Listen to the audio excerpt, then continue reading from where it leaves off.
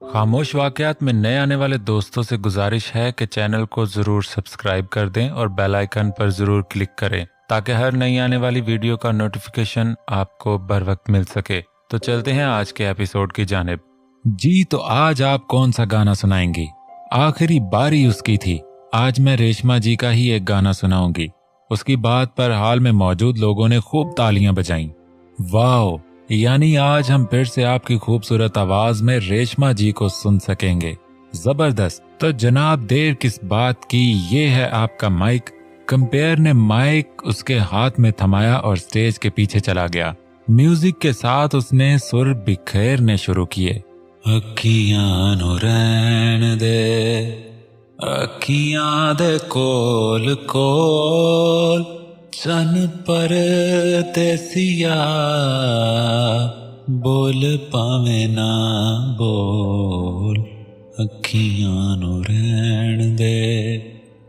वेखण दा चा सानू मुख पर तावी ना, नेड़े नेड़े वस ढोला, दूर हुण जावी ना, नेड़े नेड़े वस जिवें, दूर हुण जावी ना।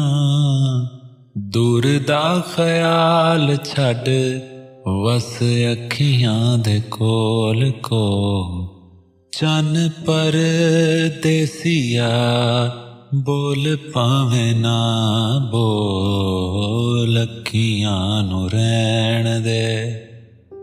अखियां दे कोल कोल, चन पर देसिया, बोल पावे ना बोल, अखियां नु रहन दे। हमेशा की तरह उसकी दर्दनाक आवाज ने एक समा बना दिया था। गाना खत्म होते ही जजेस गोया उस माहौल में बड़ी मुश्किल से वापस आए। कमाल। हमेशा की तरह अब जजेस अपना फैसला कुछ ही देर में सुनाएंगे। बहुत शुक्रिया आयशी, आप अपनी सीट पर वापस जा सकती हैं। कंपेयर ने जजेस की जानिब देखते सहूलत से उसे वापस भेजा। कुछ ही देर बाद जजेस का फैसला आ चुका था, जिसमें टॉप पर इशी का ही नाम था। सबसे ज्यादा मार्क्स इसी ने स्कोर किए थे। वो जो इस खौफ में मुब्तला थी कि आज वो सबसे बुरा परफॉर्म करेगी। ना जाने फरसाद के साथ उलझने के बाद एक अजीब सा आज़म पैदा हुआ था कि वो बिना अपनी तस्कीन के, जो फरसाद ने बड़ी बेदर्दी से मसल दी थी, फिर भी अच्छा परफॉर्म करेगी। और वही हुआ था। मुबारक हो। शो खत्म होते ही टॉप 5 के कंटेस्टेंट्स को मुबारक देते वो उसकी जानिब आया, जो बस एक खफा सी नजर उसे देखकर रह गई। उसकी मासूम सी हरकत पर वो मुस्कुराए बगैर न रह सका। वो हैरान भी थी, इतना बड़ा म्यूजिशियन आखिर इसमें इतनी दिलचस्पी क्यों रखता है। और अपनी यही उलझन इस रात उसने जेम्स से फोन पर बात करते शेयर की। क्या वाकई उन्होंने तुम्हें खुद उन सब चीजों से इनडायरेक्टली मना किया? जेम की आवाज में शदीद हैरत थी। हाँ यार, मुझे समझ नहीं आती, आखिर वो मेरे पीछे क्यों पड़े हैं? सबसे वो फ्रैंक हैं, मगर मैंने कभी उनसे कोई फ्रैंकनेस शो ही नहीं की, तो वो किस हिसाब से मेरे गॉडफादर बने फिर रहे हैं? वो उस वक्त भी उससे शदीद खफा थी। अरे तुम खुशकिस्मत हो अगर फरजाद सर ने अपनी नजर करम तुम पर की है। समझो तुम हीरा बन जाओगी। अब तक जिस जिस पर उनकी इनायत हुई है, वो शख्स म्यूजिक की दुनिया में राज कर रहा है। समझो वो वाकई तुम्हारे इस फील्ड में गॉडफादर हैं। ईशा और रमीज को जानती हो ना, टॉप के सिंगर्स हैं। इंडिया और पाकिस्तान के अलावा अब हॉलीवुड में भी उनकी डिमांड है। उसने उसकी मालूमात को खंगाला। हाँ, उन्हें कौन नहीं जानता। वो उसकी बात पर उलझी। भला उसका इनसे क्या ताल्लुक? लड़की इन दोनों के पीछे सरफरजाद का हाथ है। वो हर किसी को मुंह नहीं लगाते, मगर जिसका हाथ थाम ले फिर उसे कुछ बना कर ही दम लेते हैं। उसने मायशा की मालूमात में इजाफा किया। जिनके साथ कोई ना हो, सरफरजाद ऐसे लोगों का हाथ थाम लेते हैं। रमीज और ईशा वो दो लोग हैं जिन्होंने किसी उस्ताद से कुछ नहीं सीखा, मगर अपनी आवाज के अनोखेपन की वजह से वो लोगों को पसंद आ गए। दोनों में से किसी की फैमिली का कोई बंदा इस फील्ड में नहीं था। बहुत से लोगों ने उन्हें मिसयूज किया, मगर जैसे ही सरफरजाद ने इनका हाथ थामा, वो कहीं से कहीं पहुंच गए। लिहाजा तुम भी इनसे बना कर रखो। जेम की मालूमात पर तो वो अश कर उठी। तुम जानते हो मुझे किसी के पीछे फिरना पसंद नहीं, वो बनाकर बोली। जवाद भाई से बात हुई तुम्हारी? कल रात से बस जवाद से मिलने को वो बेचैन थी। हाँ मेरी बात हुई है, इस वीकेंड पे वो आएगा और तुम्हारे लिए वो बहुत खुश है और मुझसे तुम्हारी ड्रग्स छूटने का भी पूछ रहा था। उसकी बात पर यकदम एक हाथ का लम्स कलाई पर जागा। तुम उन्हें कुछ नहीं बताओगे? मैं कोशिश कर रही हूँ, छोड़ दूंगी, वो उसे टालने वाले अंदाज में बोली। तुम कोशिश ही तो नहीं कर रही हो। उसकी बात पर लम्हा भर को वो शर्मिंदा हुई। अच्छा प्लीज तुम भाई को कुछ मत बताना। तुम तो जानते हो ना मैं कैसे वो सब भूल जाऊं। वो जेम की मिन्नत करने लगी। अच्छा लेकिन तुम मुझसे प्रॉमिस करो कि तुम कोशिश शुरू करोगी, वो उसे समझाने वाले अंदाज में बोला। हाँ मैं कोशिश करूंगी। वो अभी भी उसे टाल रही थी। उस रात वो देर तक पढ़ने बैठी थी। अगले दिन उसके एग्जाम्स शुरू होने वाले थे। पिछले दिनों वह जितनी अजियत का शिकार रही थी, उसका पढ़ाई में दिल नहीं लग रहा था। फिर जवाद के समझाने पर उसने अपनी तवज्जो फिर से पढ़ाई की जानिब मबजूल की।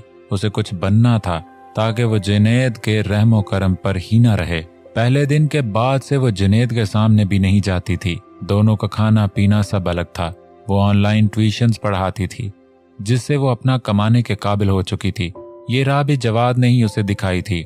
वो नहीं चाहता था कि वो बाहर की दुनिया में अभी निकले, इसीलिए फिलहाल उसके लिए बेहतर ऑप्शन कमाने की यही थी। वो अपना खर्चा अब खुद उठाती थी। हाँ फीस के पैसे अभी भी उसकी माँ अदा कर देती थी। उनका ये एहसान भी उसके लिए बहुत था। मजीद पैसे वो उनसे नहीं लेती थी। 12 बज चुके थे। अब तक फ्लैट में खामोशी थी, जिसका मतलब था जुनैद नहीं आया था। कभी कभी 9 बजे वो वापस आ जाता था। बाहर की खटपट से उसे अंदाजा हो जाता था कि वो बाहर कहीं मौजूद है, मगर वो बाहर निकलने की हिम्मत नहीं करती थी। ना ही कभी जुनैद ने उसके कमरे में आने की जहमत की थी। इस लम्हे बाहर खटके की आवाज पर उसे अंदाजा हुआ कि वो आ चुका है, मगर उसके साथ कोई नस्वानी आवाज भी उसे सुनाई दी थी। मायशा हैरान सी हुई।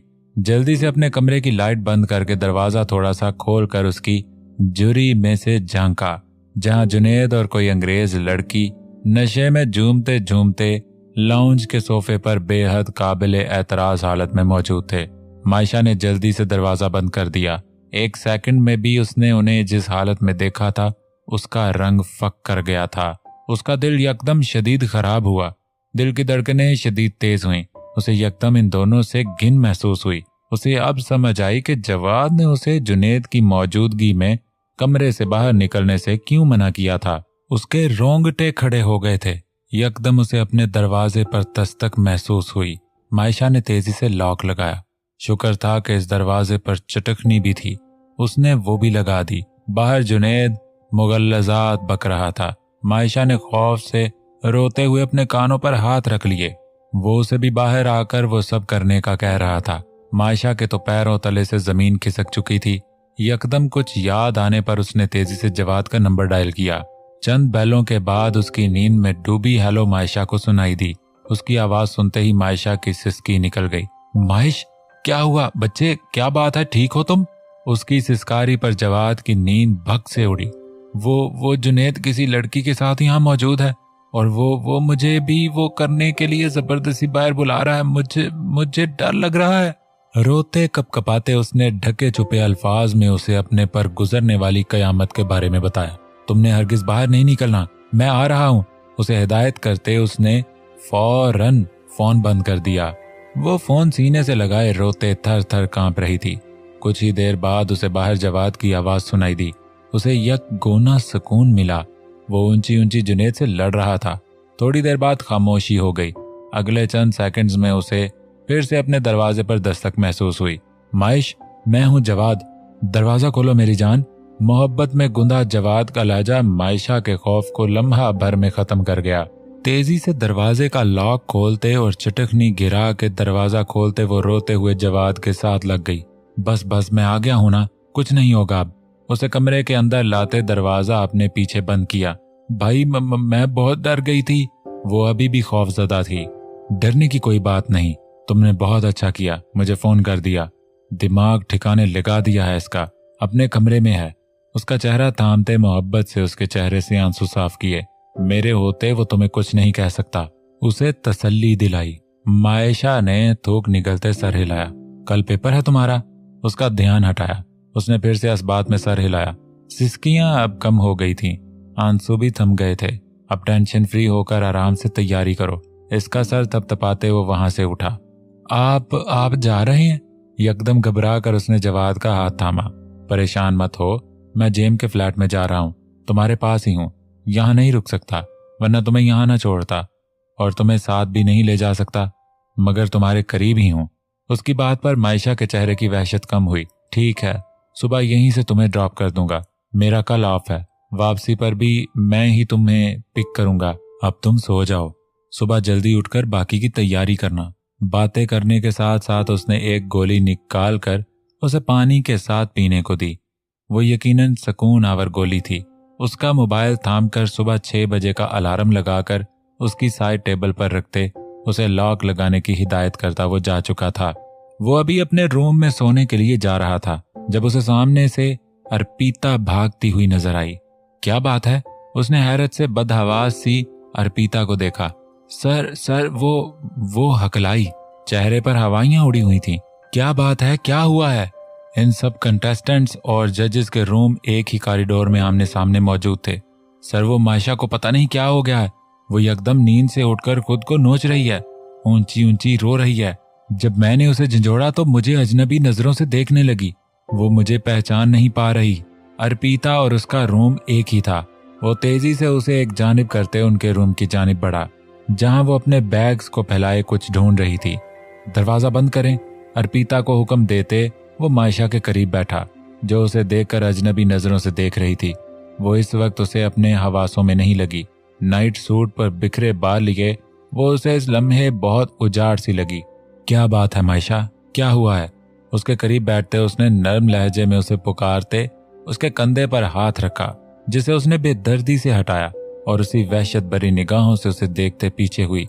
हाथ मत लगाना मुझे, हकलाते हुए बमुश्किल जुमला पूरा किया। आंखों में यकदम आंसू सिमट आए। अर्पिता पास खड़ी इन दोनों को देख रही थी, मगर उसकी हिम्मत ना हुई कि मायशा की इस बदहोश हालत में उसके करीब जाती। उसे वो कोई पागल लगी। नहीं, मैं तुम्हें हाथ नहीं लगा रहा, मुझे बताओ तुम क्या ढूंढ रही हो? वो फिर से उसी नरमी से उसे मुखातिब हुआ। सुकून, एक लफ्ज कहते वो फूट फूट कर रोने लगी। वो वाकई इस पर नॉर्मल नहीं थी। फरजाद ने गहरी सांस खींची। उसकी नजर उसके बैग में मौजूद सिरिंज की जानिब गई। यकीनन वो ड्रग्स की बात कर रही थी। उठो और चलकर सो जाओ, सुकून मिल जाएगा, वो उसे हिचकारते हुए बोला, जो चेहरा घुटनों में दिए रोने में मसरूफ थी। वो भी उसके करीब दो जानू बैठा था। नहीं है सुकून कहीं और, बस इसमें सुकून है। उसने रोते रोते सर उठाया। इसे उठाओ, अर्पिता को उसने इशारा किया। लेकिन सर, वो उसके करीब आने से हिचकिचाई। एक गहरा सांस लेते वो जबरदस्ती उसका बाजू थामे उसे नीचे से उठाने लगा। नहीं है सुकून कहीं और, मुझे नहीं सोना। वो उसका बाजू झटकते चिल्ला रही थी। वो खामोशी से उसे थामे बेड तक लाया, फिर अपनी पॉकेट से नींद की गोली निकाली। अक्सर वो खुद भी इस्तेमाल करता था। ये तो शुक्र था कि उस लम्हे उसकी जेब में नींद की गोलियों की शीशी मौजूद थी। ये लो, इसमें सुकून है। उसे झंझोड़ कर सीधा करते उसने 2 गोलियां उसकी हथेली पर रखीं। सच कह रहे हो? गोलियां देखते उसका रोना यकदम थमा। हाँ, ये वही सुकून है जो तुम ढूंढ रही थी। उसे यकीन दहानी करवाई। उसने अब की बार खामोशी से वो गोलियां खा ली। पानी भी चुपचाप ले लिया। फरजाद ने शुक्र अदा किया। लेट जाओ, अभी सुकून मिल जाएगा। बेशक सो मत, बस लेट जाओ, वो उसे कहता कंफर्टर उस पर दुरुस्त करने लगा। सुकून मिल जाएगा ना? वो फिर से उससे यकीन चाह रही थी। फरजाद ने इस बात में सर हिलाया। उसके सोते ही वो अर्पिता की जानिब बढ़ा। यहाँ इस वक्त जो कुछ हुआ तुम किसी को नहीं बताओगी। मैं कल तुम्हारा रूम चेंज करवा दूंगा, मगर याद रखना, आज तुम किसी का राज खोलोगी, कल को किस्मत तुम्हारे बहुत से राजों से पर्दा उठा देगी। उसे समझाते और तसल्ली देते वो कमरे से चला गया, मगर बहुत कुछ सोच रहा था। उसने अर्पिता के सामने मायशा के ख्वाब के बारे में एक बात भी नहीं की, न उसकी ड्रग्स का जिक्र किया। वो नहीं चाहता था कि मायशा की जरा सी भी कोई माजी की कमजोरी उसके सामने खुले, जिसे कल को वो उसके खिलाफ इस्तेमाल करे। ये फील्ड ऐसी ही है, हर कोई हमा वक्त दूसरों की कमजोरियां ढूंढकर टांग खींचने को तैयार रहता है। उसे यकीन नहीं था कि अर्पिता किसी को बताएगी नहीं।